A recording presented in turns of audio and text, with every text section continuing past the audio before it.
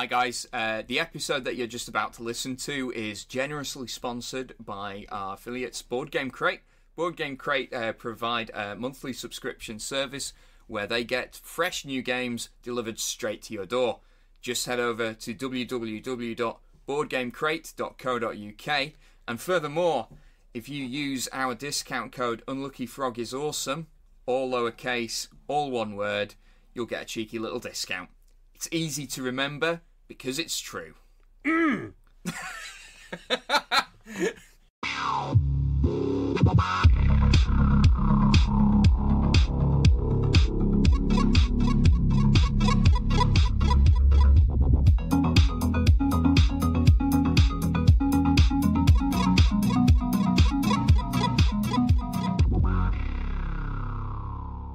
Hello and welcome to the Unlucky Frog Gaming Podcast. You are joined by two of your usual hosts, Josh Hartley and Charlotte Porter. No Ben today. No Ben. No Ben. It is that time of year where he is getting murdered by pollen. He told us not to say. He told us. Did he? Not. Oh well. You never told. You never told me not to say. Okay. Anyway, we won't mention that. We are joined today by Dan Apsey of the 24-hour gaming marathon. Have I just pronounced your name correctly? It's Apsey, no, isn't it? Absolutely not. But don't worry, I'm used to it. I congratulate people when they get it right. But Charlotte, you're spot on. Apsey. Hey, Apsey. how's it going? How are we doing, Dan? I'm very well. How are you? I'm good. I've just terribly insulted you by You getting now your feel name embarrassed. wrong. It's okay. I'd be embarrassed if I was you. Shame on me and my family and my lineage. Yes, Don't indeed. worry, it's okay. Yes. So we're gonna have a chat about the 24-hour board game marathon absolutely. later on. But of course, as always, we've got some news to cover off. Yes. So what's been going on in the board game world? Well, I suppose the big one for us, mostly because it has invaded my house, is the contrast paints. Of course. From Games Workshop. So Ben is. I'm sat in the studio, and Ben has got stacks of the stuff. That's a little exaggeration. I think he's got all the colours that you can get. Wow. All the colours of the rainbow. Yeah. And I've not had a chance to use them yet. Mm-hmm. Basically, anyone that knows, I am not a big painter. I just don't have the patience to do it. But I like things that are nice and look nice. So I like it when Ben paints some of my stuff. All right, okay. But the thing about the contrast paints is actually I am quite excited because it's something that I feel I can do a lot easier. Looking at some of the stuff that Ben's done, some of the miniatures that Ben wasn't so fussed about in terms of, just wanting them painted rather than having them painted up to a specific standard. He's done a couple of coats on them and they look brilliant. Yeah. He's done some of the Nurgle demons from I forget the name of Blight War. Thank you. You're much better Warhammer fan than I am. So they look really good. Yeah. And from what I understand, didn't take all that long at all to paint. Not at all. Dan, do you dabble in the world of miniatures painting? If I did, I would ruin the miniature. Nah. I'm not good at it at all. I'd love to. I haven't got the patience. My wife, she is a ceramicist, and what she does is she loves painting every night. Once the kids are in bed, she does painting. Maybe one day, I'll be able to persuade her to put a miniature in her hand. Who knows?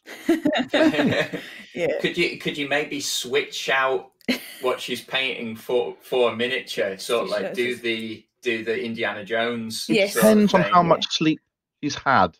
If she's had limited sleep, she wouldn't even know. Yeah, just happily painting away. Yeah, absolutely. that is true. And I was just going to say, Charlotte, so for you, is contrast going to be good for you because it will make your painting quicker, or will it be good for you because it will make Ben's painting quicker and he'll paint your things? No, well, I think I'm actually quite excited to try them out. Mm-hmm. I think because one of the things that I don't have the patience. I'm not so artistic myself, and so having to go through to think through, right, this is how I want them to look. How do I make that possible? And then you've got base paints and layers and washes and shades, and then you're dry brushing. I just get lost. You've actually just made it sound so complicated as well.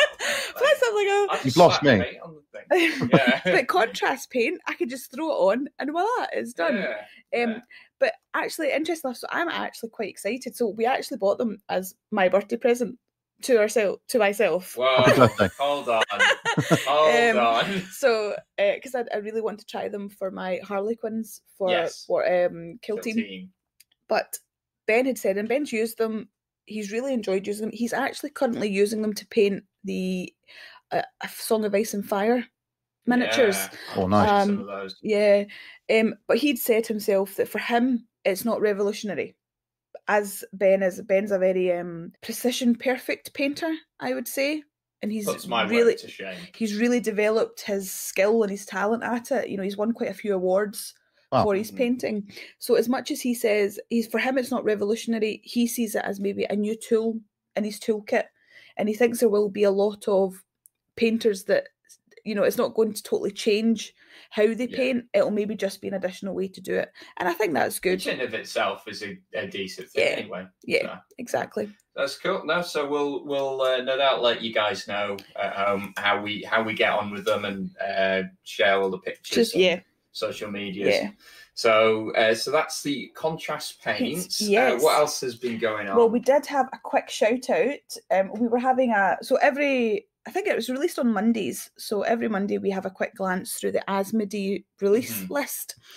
Because they put on all these things they're picking up, the games, the accessories, the publications as well. And we saw one that we recognised that we didn't know had been picked up by Asmodee. So a shout out for Owen Duffy and his crew and his team that have been working on the board game book Volume 1. So we recently received ours. We backed it on Kickstarter. We received ours through the post, but it's been picked up by Asmodee for distribution and publication. So coming to a store near you. Exactly. Great news to him. Yeah, it's really good. Have you had a chance to pick it up at all? He sent me a copy for free. There we go. Look, when you've got connections, you know. He's a good guy. Absolutely. Yes. No, he's sponsoring the 24-hour board game marathon by donating a copy for us to give away as a prize. Very good. I've tried not to sort of flick through most of the pages because I thought a little bit like, well, it's not my copy. Unless, of course, I win. Then that's okay. Yeah, of course. I'll put my own money into the tickets to win.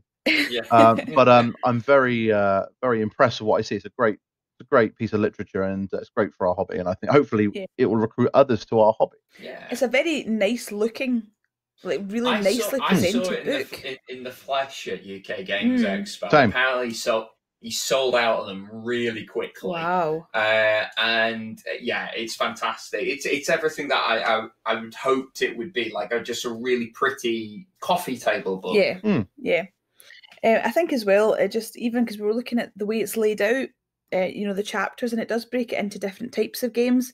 It talks about gateway games, it talks about different strategy games, miniature games, and I quite like that it does sort of like, it's not just like because there must be hundreds of games mentioned within it. Aye. And they're not just like, thrown in willy-nilly or, even just in alphabetical order, but you've got some sort of system to how they're all laid out. And I think the plan is to make it an annual thing, like a Guinness Book of Records sort of thing. I don't I obviously would need to speak to Mr. Duffy. Yeah, before we commit him. Exclusive. It's an exclusive. Yeah. It's not.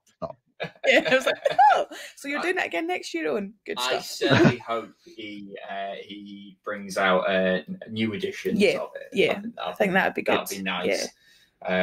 It may even replace my Beano annual from as under the Christmas tree. I think it's going to replace my Grey Sports Almanac. Yeah, there we go. Yeah, exactly.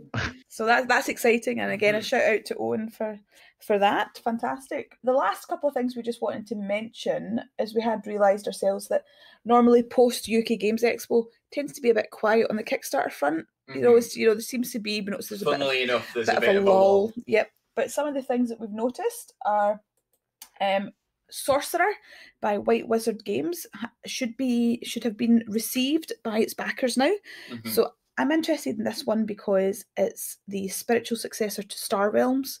I've never played Star Realms. I've played Hero Realms, and I absolutely loved it, which is the sort of reskinned, like the fantasy skinned version of it.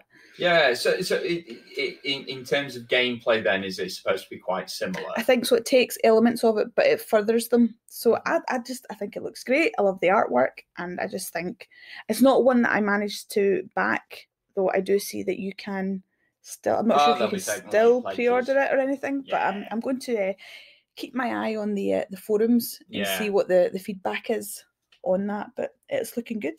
Star Realms was a beautiful game as it was anyway. I think it was just so easy to play, so easy to pick up. You could teach to anyone in a minute, but it had such a decent, complex level of strategy that it just made you keep going back to it. And the artwork's lovely. Yeah, I'm really attracted to games that you can just pick up and play. You know, as much as I do like a game where you maybe like, if I'm feeling in the mood for it, it's like, right, I need to commit myself to this night of reading the rules and sink my entire mind and being into learning this game. I think for me, so obviously with card games, the one that I always go back to is Magic the Gathering. Of course, but I've been playing Magic for years now, and I think I take for granted how difficult that game is to get into. Yeah. So it's neat to have, you know, different flavors of card games to try as well. Yeah. So that's heading out to backers and other Kickstarter. Well, news. the other one that we're going to be looking at, I don't think it's not on Kickstarter as yet, but we were quite excited to find out about it at UK Games Expo, which is the Isle of Cats by City of Games. That is West. Isle of Cats, not I Love Cats. But that could be what it is. Isle of Cats. Maybe it's a play on words. Like the Isle. Like the Isle of Dogs. I thought that was on purpose. Yeah, of course. Because there's that film, The Isle of Dogs, which is Isle of Dogs. Does Bill Murray feature in this game? No, I don't think it does. I don't think it does, which is disappointing, but we'll forgive him because it does involve cats. Yeah. And it looks beautiful. And we were having a quick chat about this earlier. And Dan, how did you describe this game? Tetramini kind of building shapes together and cats. And cats. And pretty much. So it's perfect. What else? There's nothing else. I love Tetris, like through and through, and I love games like Feast for Odin, and a lot of the other UE games that are very similar with Tessellation, that sort of thing. So, you know, add cats to it. What more could you want? It's perfect. Well, I was just going to make that point. Is there something out there that isn't improved by either adding cats or dogs? That is the challenge to the listeners. I defy you.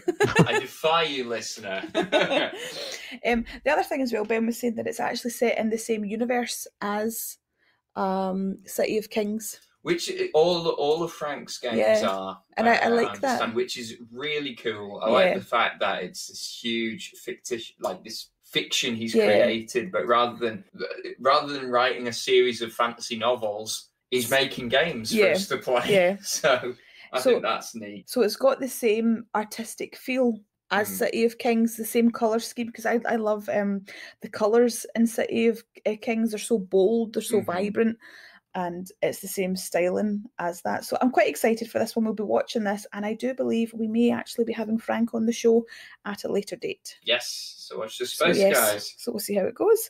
But that's really all the news I think we've got. Everything to cover off for now. So, Dan, obviously we have the 24-hour board game marathon that is upon us. We do. Yes, this is going to be the second year that you guys are running it. Is that right? Absolutely, that's right. We thought, do it once, see how we thought, and then we thought, we're exhausted. We're so tired. Let's do it again. Yeah, that seems to be a very common theme, especially with conventions and things. You're like, oh, I'm so exhausted. Let's never do this again. Let's do it again. Yeah. Let's do it again. Yeah. That's just it. The come down that you get from a convention or even from the UK Games Expo. I mean, you guys attended, I attended. I thought it was amazing. And then you sort of get home and you've got your haul of games that you've bought, and then you just go, oh, I miss it. And then you daydream for like a whole minute. Yeah. About how awesome it was. Is that maybe part of the reason why you have it relatively shortly after the UK Games Expo? Maybe a chance to play everything. That's been... I didn't meditate any of this at all. No. So of course, going to UK Games Expo is actually reconnaissance work for the marathon. You have to. You're obliged to go. I've been going for the last 6 or 7 years. And the marathon's obviously in its second year, but I use it as a great tool of speaking to all the people who I speak to before that, to network, to sponsor, that sort of thing. And then we have quite a lot of sponsors that sponsor us on the day, and it's great to say thanks. And a lot of the distributors and a lot of the games creators are there, and it's great to sort of go, thank you so much, and things like that. Yeah, no, we find that as well. It's actually really great being able to meet people face to face that you've been chatting to, maybe through a website, or it's just like, oh, I know you, and it's been really good. Well, when I was there, I went up there with a guy that you've already interviewed, Ashley Mayo, as of Modblok. Oh yeah, Modblok. And yes, he's a good friend of mine. He's running our marathon tournament for Warhammer. He lives just down the road from me. That makes sense. Yes. Will they be having the Modblok? Yes. Will they be having Modblok terrain? That's brilliant. Definitely. That, yes. I insisted upon such. Yeah, good. Excellent. So, what you were saying before we started recording is, if you cannot attend in person, you can still get involved. Absolutely. As it is all being streamed live on basically every social media platform that you can do it on. You get to see my beautiful face all over the internet. I can't think of anything better than that. What better prize than that? Absolutely. Yes, exactly. So yes, we go in via Facebook Live, Twitch, and YouTube. So all three. Yeah. I think we peaked a good sort of 40, 50 viewers last year in one go. Well, that's good. And that's not bad for our first run. And last year with people donating online and people donating beforehand, ticket sales, we raised just under $5,000 last year. It was really impressive. Brilliant. And of course, this is all in aid of charity as well. Indeed. So, Tots, sorry, not Tots for Cots. Cots for Tots. Cots for Tots. I once called them Cots for Cats. Don't do that. Cots for Cats. Cats again, look. There you go. Yes, Cots for Tots in Bristol. They're part of the Grand Appeal, which I'm sure you may have heard of, but they're like the Wallace and Gromit charity. Oh, right, okay. Yes. So Cots for Tots is specifically dedicated to St Michael's Hospital, which is just opposite Cots for Tots house. Now, if you ever to need Cots for Tots services, hopefully you never do. But my wife and I, Vicky and I, we had to use them once for our beautiful baby boy, Archer. Now, unfortunately, when he was born, he got a little stuck. He didn't want to come out. It was too warm in there. Right. That's fair. Yeah, it's fair. Why would you want to come out? Why would you want to come into the world? You know. So he had a skull fracture, bless him. So he had to be admitted to neonatal intensive care, which is part of St Michael's Hospital in Bristol. Now, from where I live, that's about a 90-minute drive there, and then 90 minutes back. We were stuck. I was stuck. My wife, she was very poorly after what happened, so she was stuck in hospital. Yeah. I also had Archer in Bristol as well. And then Cots for Tots kindly stepped in. So what they do is they put you in their house completely for free. You don't pay anything. Yeah. I tried to pay with Monopoly money. They said no. I understand. I would have said no. Yeah. So they put you up for as long as you need. And that hospital and the house is literally a stone's throw away. Yeah. So you can be with your loved one. Luckily, Archer wasn't in for very long. He was in for about 10 days. Some people have been in for months and months and months. Yeah. And it's not nice for families, but Cots for Tots make it easier. That's exactly what I was going to just say, because what I have to imagine one of the most stressful moments of your life, just making life a little bit easier, just greasing the wheels a little bit, so that you don't have to travel far. I imagine that's just a huge relief. Yeah, it's a shock to the system, because you think, your beautiful baby boy or girl's coming into the world, and all of a sudden, the dominoes are starting to tumble, and it's not quite right. And then when you don't realize these charities exist sometimes. And you think, oh wow, these people are out there to help us. This is fantastic. And they're brilliant. But not only do they have Cots for Tots house, but they also fund a lot of the machinery used to keep babies alive. So if the baby needs urgent care and it needs some decent equipment, they have paid for it. So me and Vicky, my wife, and all the volunteers that help us on the day, we all do it to return the pleasantries that they gave us. Oh, very good cause. I think everyone very worthwhile cause. They thought we were nuts doing board games. Yeah. I remember giving them a ring and saying, "Oh, we're doing board games." And they're like, "Oh yeah, that sounds great." You know? And then we raised $5,000. I feel a little smug when you came in with the check. It was more. it was more pleased, the board gaming community can come together to raise that much money. Nuts, $5,000, nuts. And it was great. I think as well, because it's something that obviously the cause is something that can affect anyone. Yeah. From any walk of life, from sisters, family members, people. So although you might not have experienced it yourself, to know somebody that maybe has experienced something like that. So I think it's great. I think it's great what you're doing, and I'm so chuffed that you're back for year 2, even after all the exhaustion. I love doing it. It's great. Who needs sleep? So what events can we expect to witness on the stream? Well, apart from the Modblok. So Modblok, yes, Modblok will be there. They're doing part of the Warhammer part, which is obviously their territory. I know very little about Warhammer, so if I start talking about Warhammer, I'm just blagging it. Yeah, that's cool. Welcome to my life. I just don't know it. That and Magic the Gathering, sadly. My forte is definitely board games through and through. But on the live stream, we've got Quacks of Quedlinburg, Cutthroat Caverns. They're very depressing, This War of Mine. It's a game where you don't really win, just do a little better each time. We have different shades of losing. Yes. We're also doing the RPG Paranoia. We're doing Dinosaur Island, which is one of my new hotness. I love it. Fantastic game. I haven't had a chance to play it yet. You need to play this game. It kind of looks like everything I want in a game. So there's pink Triceratops. There's nothing. Yes. Yeah, exactly. That should be the selling point alone. Sheriff of Nottingham's going on as well. Oh yes. Plus we've got The Mind, which people think, why would you do that on a stream? Because everyone's in silence. But I think it would make a quite interesting viewing. Yes. So I think that's going to be quite good. And our feature game, which is going to be going out at about 10 p.m. on the day, which is the 27th of July, by the way, will be Atmosfear, the VHS. Yes. Oh, we did. We did Atmosfear on our Halloween stream. Oh, I need to see that. I've not seen. I need to see. VHS one. It is hilarious. It was the gents from the Dice Roll Cafe came along, and it was the most surreal experience. I can't wait. I cannot wait.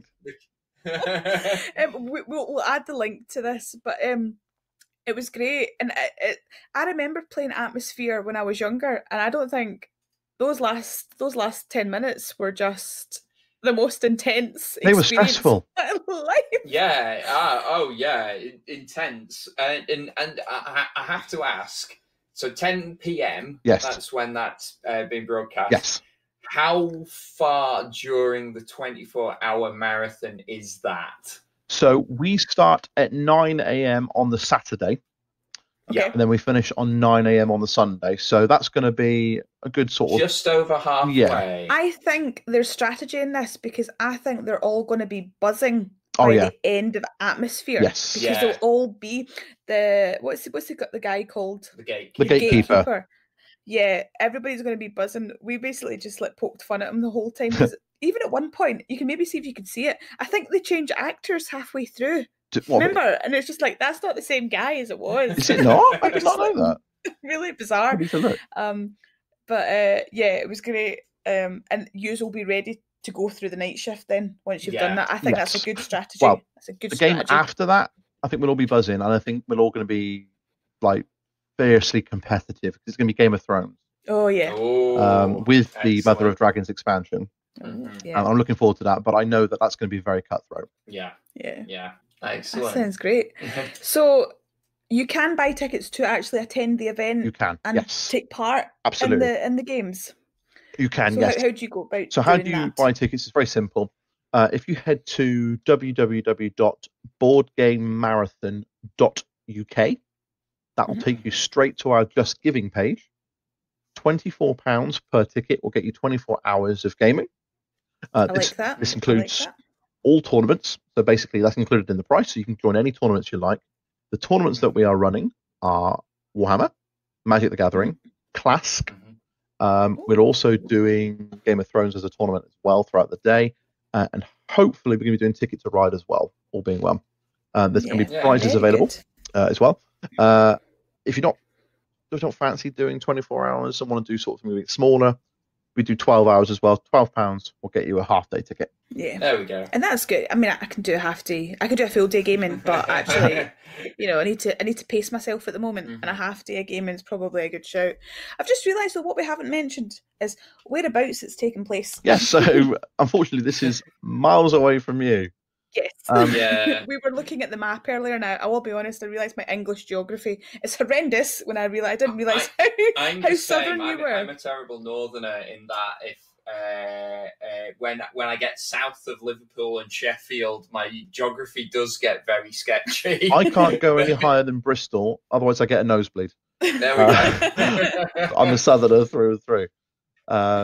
I'm from the West Country, so we've got proper cider and proper carrots down your line. But can you make comment on the rumour that the Wurzels will be in attendance at the marathon? Wow, like I said to you earlier, I have contacts. There we go.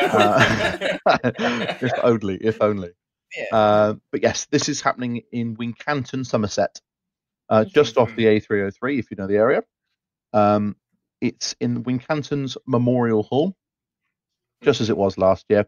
But also you can check out the live stream. If you can't make it, check out the live stream. And links will be going up on my Facebook page. My name's Dan Apsey. And also check out the 24-hour Board Game Marathon Facebook page, and all the information is on there as well. Excellent.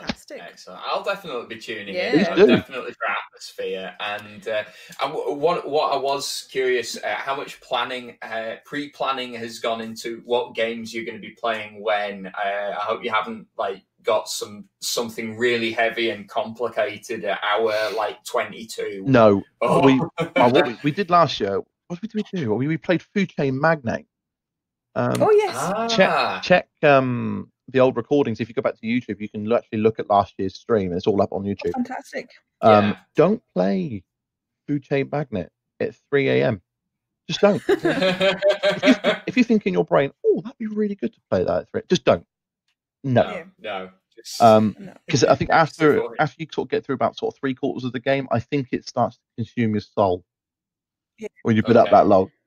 I think you need a game. I'm thinking like Snowman Dice or something. Yes. That probably wake you up. Yeah, just to give you that little buzz. I'm thinking we played we did a games night for Ben's, like a game all nighter for one of Ben's birthdays, and we played Mysterium at 2 in the morning. Fantastic.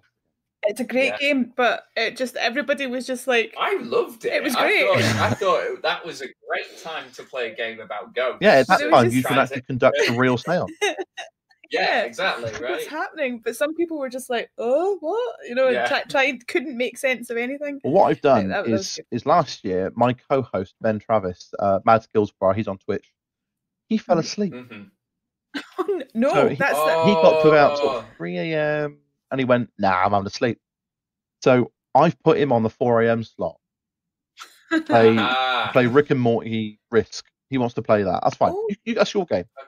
So I might shut my eyes, maybe. Right, Well, you've mentioned some of the sponsors. I just wondered if you wanted to take this time to maybe even shout out to some of them. There's so many people that help us on the day.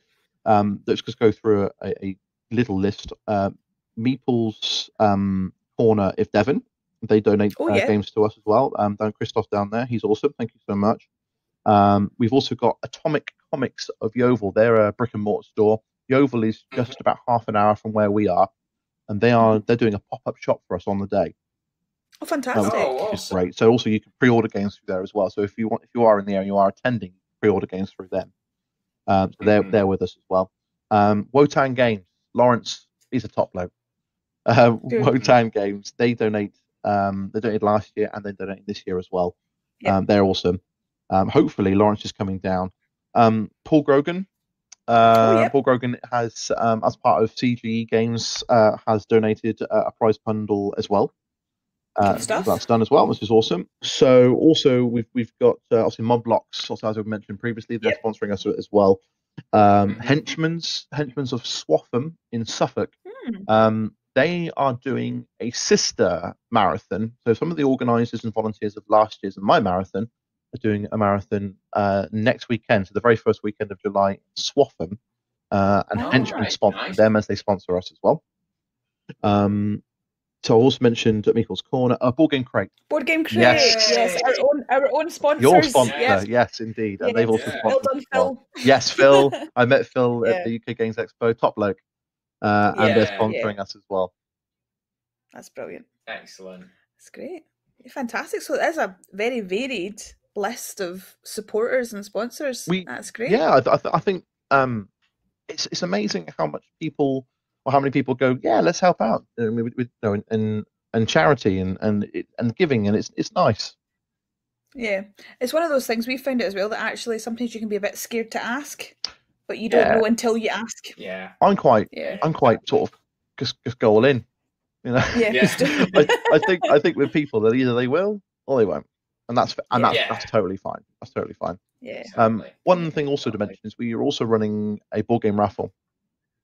So, and also anybody who's listening who's not attending, who want to pay for tickets, for raffle tickets, they can, even though you're not attending.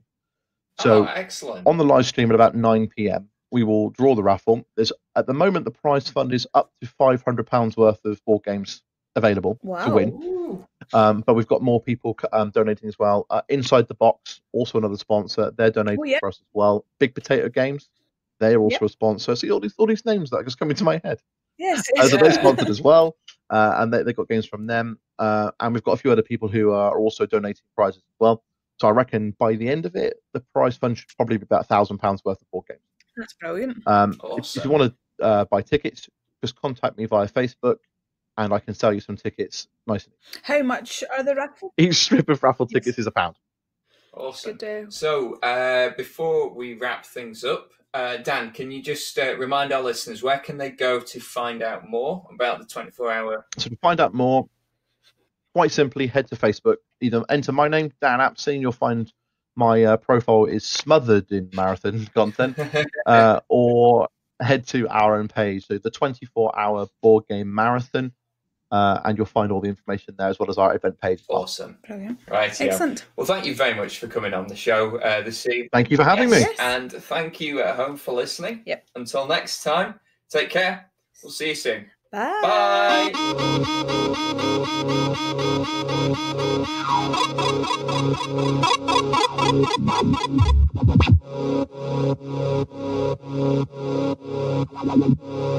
Bye.